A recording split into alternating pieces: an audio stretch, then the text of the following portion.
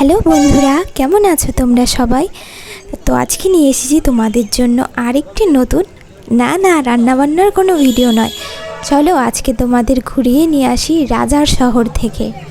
তো আজকে তোমাদের নিয়ে যাব রাজার শহর কোচবিহারে। আর আমরা চলে এসেছি এখন কোচবিহারের রাজবাড়িতে। তো ওই যে টিকিট কাউন্টার, আমরা টিকিট কেটে এখন ভিতরে যাব। আর এখানে ভিডিও করা অ্যালাউ ছিল না, তাই ভিডিওটাকে আমার ওখানে বন্ধ করতে হয়েছে। আর তোমাদের টিকিটের দামটা বলে দে, যারা হচ্ছে ভারতীয় মানে ইন্ডিয়ান আছো যারা, তাদের 25 রুপিস করে, আর যারা ফরেনার আছে তাদের এখানে 300 টাকা করে নিচ্ছে।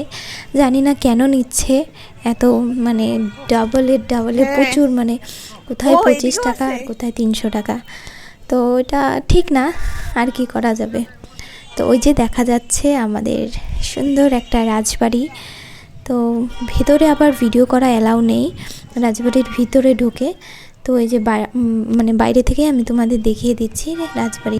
আর এই রাজবাড়ি এত সুন্দর দেখতে, যেমন তার রং তেমনই ডিজাইন, মানে একদম অবাক করে দেওয়ার মতো। আর এটা অনেক পুরনো, আমার ঠাকুমা ঠাকুরদা তারও বাবা মার সময়ের রাজবাড়ি। আর এতগুলো বছর ধরে কত যত্ন করে রাখা হয়েছে বলেই এখনও কত সুন্দর আছে, একদম পরিষ্কার পরিচ্ছন্ন।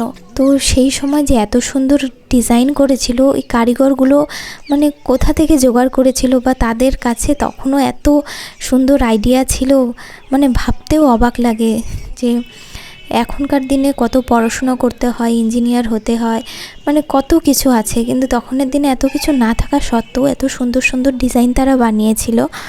অবাক লাগে, তাই না? আর এই যে দেখো একটা পুকুর রাজবাড়ির, দুটো পুকুর আছে। এই পুকুরটা খুব সুন্দর, মানে একদম পরিষ্কার। আর এখানে মাছও আছে। আর এর আগে যখন আমি এসেছিলাম তখন এখানে কচ্ছপ, কাসিম এগুলোও দেখেছিলাম। তো না জানি কত বিঘা, কত একর জমির উপরে এই রাজবাড়িটা, মানে প্রচুর বড় জায়গা নিয়ে এই রাজবাড়িটা আছে। আর আগে যখন আসতাম তখন প্রচুর ফুল গাছ দেখতে পেতাম, এখন বেশি একটা ফুল গাছ দেখলাম না।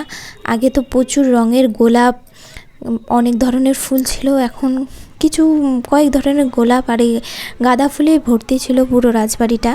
তোমরা যদি সরস্বতী পুজোতে এখানে আসো তাহলে তোমরা দেখতে পাবে, মানে পিঁপড়ের মতো মানুষ গিজগিজ করছে, একদম এত ভিড় হয়, প্রচুর পরিমাণে ভিড় হয় সেদিন, পা রাখার জায়গা থাকে না।